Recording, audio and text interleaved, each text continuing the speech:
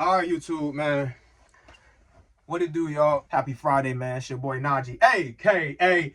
TG. We back in the stew with another special treat for you, man. You feel me? Hey, listen. Today, y'all see the title of the video. Y'all see the thumbnail. Y'all know what we getting into, or maybe you don't. I have no clue what we getting into, but I seen this pop up on my Instagram. You know when you're going through Instagram, you're going through the stories or whatever, or the reels and shit, and occasionally Instagram will kind of like advertise somebody's music or some shit or whatever the case may be. Maybe that doesn't happen for you guys, but because I follow a lot of music artists and different things like that, I often get like advertisements for music artists and shit like that. And this is one of those music artists that popped up for me on my feed, and I was like, oh, that sounds kind of interesting. Let me go ahead and check out this song. So today we're gonna check out It Takes Two by Jutes. I believe is how you pronounce this person or this band's name is Jutes. So we're gonna check this out. After doing a little bit of research, this comes off of an album they did not too long ago called Dilworth. So if you guys like this song's reaction and you guys want me to react to the actual album at some point, let me know. If we can see like maybe I'll say like 20 likes on this video, it'll show enough support for me to want to go ahead and check out the entire album. Again, I'm not gonna waste my time if it's not a whole lot of support for it. So try to show love to this if you guys care to, and I will definitely get to that album. But let's see what they're talking about in this reaction today. You guys know what to do. If you happen to enjoy, y'all know what to do. Show some love. And let me hear y'all in the comments, man. I love engaging with y'all and talking with y'all. So drop a comment if you want to, add anything, say anything, share your piece, whatever the case may be. But without further ado, let's go ahead and get into the reaction. All right. It Takes Two. Jutes. Let's see what they're talking about.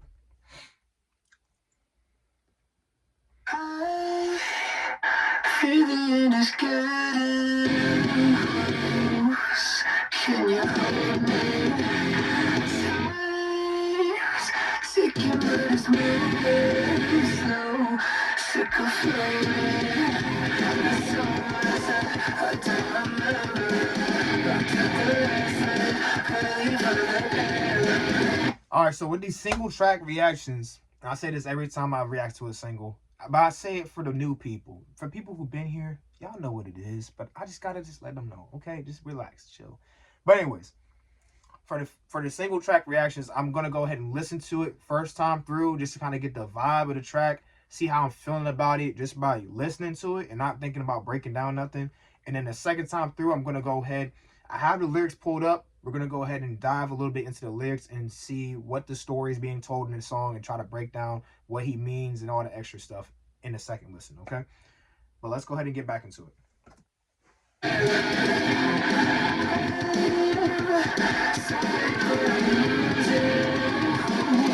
But you know me. If it takes two.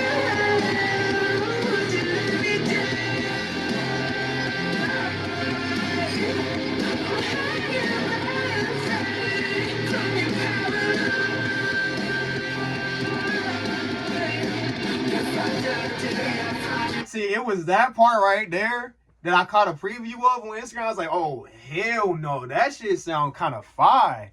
No, that shit sound kind of fire. I need to go ahead and catch that. I need to go ahead and check that out. So I was like, let me go ahead and hold off. I'm going to just scroll right past that, but keep a mental note. Wrote it down on my little notepad here. And I was like, you know what? Let me go ahead and react to this. Let me react to the whole song. You know what I'm saying? Yeah, man. Shit, that shit fire, man. You see how that breakdown came through? That little, ooh, boom on your head. Like, oh my God, I love that. I love when they do that. All right, let me take it back a little bit, and then we're going to go ahead and get back to it.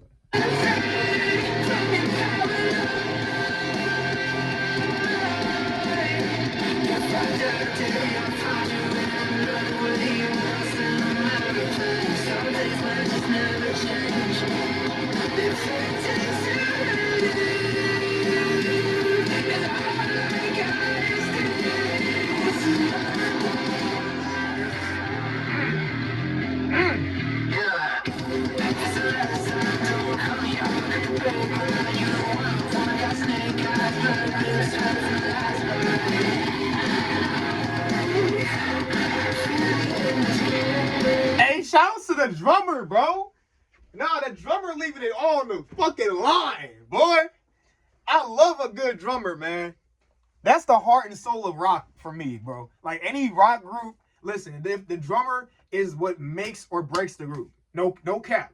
Like the vocalist, the main vocal guy, that's cool. You know, you know what I'm saying?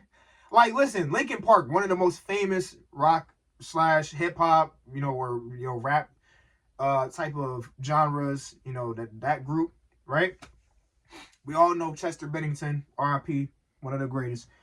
But it's always gonna come down to that bass.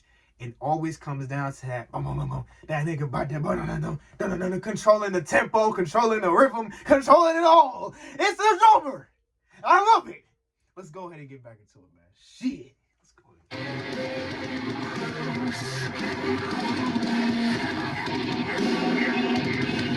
Turn it off!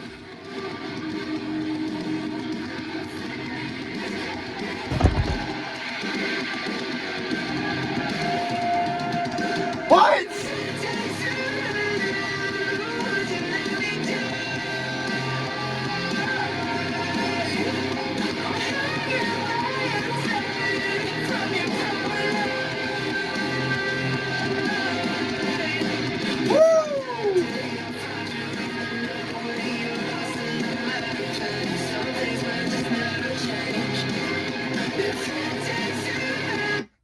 Oh my God! Listen.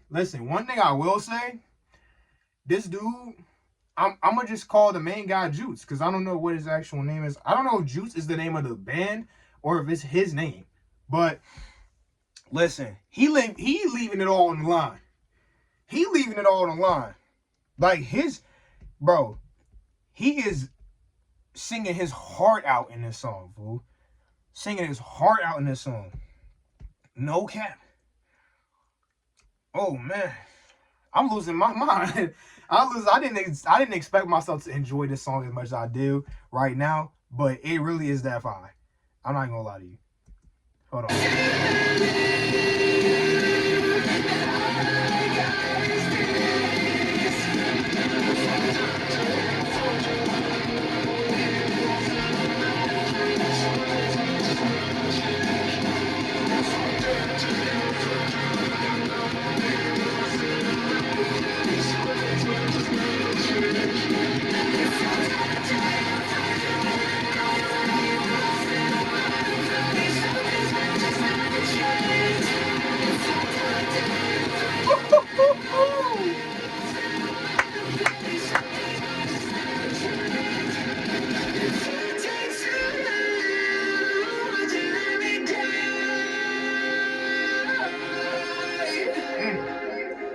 Dang. I'm not gonna lie. Listen, y'all. Off the first listen, y'all know I'm gonna do if I'm doing these reactions, listen, I ain't gonna leave it to a second or third listen. Listen, off the first listen, I'm gonna let y'all know how I'm feeling. It Takes Two by Jutes. I'm gonna go ahead and give this track. It brought it all. It brought it all. I like this song a lot. I do. I'm gonna give it a 9. I'm gonna give it a 9 out of 10. I was between 9 and 9.5, but I'm gonna ease back. I'm gonna give it a 9. I think I liked it a lot, but it wasn't like generational. You know what I'm saying? Like something crazy.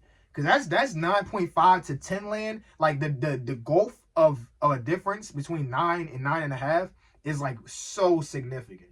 Like 9 and 8.5 is like 8.5 like right here, 9 like right here. 9 and 9.5. You know what I'm saying? Like that's a big old gap right there. And then 10 to 9.5 to 10. Shit, that's even like it takes a lot for me to give you a perfect score. You gotta get me like sweating, losing my fucking mind, convulsing at the lip, like at the mouth, all that like foaming and shit. You gotta get me going crazy like that. All right, listen. So that was the first listen. We're gonna go ahead and just go rewind real quick, go back through one more time, and just break down lyrics real quick and just overall what I think about what they're talking about in the song. All right. I might not even play the whole thing because we don't really need to.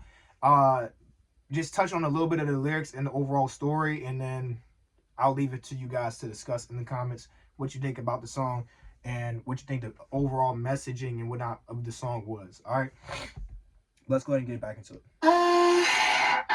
Feeling is getting close. Can you hold me? Time's ticking, but it's moving slow. Sick of floating. I saw myself, I don't remember. Back to the lesson, I for the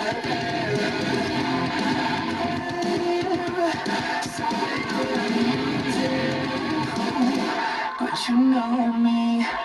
All right, so before we get to the big collapse, the big boom, right? Let's break down what he first was saying, right? So he starts the song off saying, I fear the end is getting close. Can you hold me? So a sense of like, you know what I'm saying? I fear the end is getting close. It could mean a lot of things, you know, the end of life, the end of a journey, the end of relationships, whatever the case may be. Can you hold me? Some sort of reassurance, some sort of comfort in a trying time, in a time of like uncertainty, worry, whatever the case may be, right?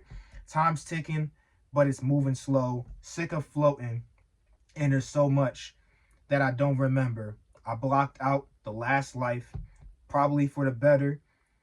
I'm sorry, but I'm losing hope. But you know me, right? So again, like whenever we're going through a stressful or trying time, it almost seems like time is slowed down. It's like we're hyper focusing on the panic, right? The moment becoming too big or whatever the case may be, right? So that feeling of, you know, time's ticking but it's moving slow, right? Just feeling like the dread is taking forever to subside or to move on from, right? Sick of floating, and there's so much that I don't remember. I blocked out the last life, probably for the better. I'm sorry, but I'm losing hope, but you know me, right? So, yeah, man, let's just get into the rest of it, which will open up the rest of what I have to say about that part specifically. Let's go ahead and take it back a little bit, and then we're going to go ahead and break down that part.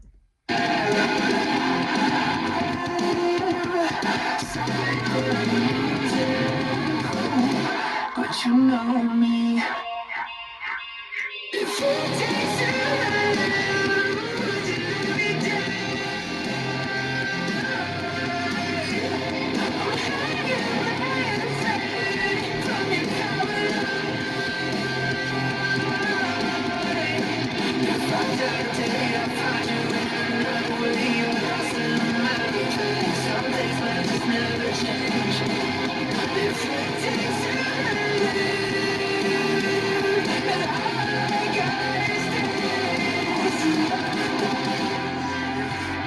All right.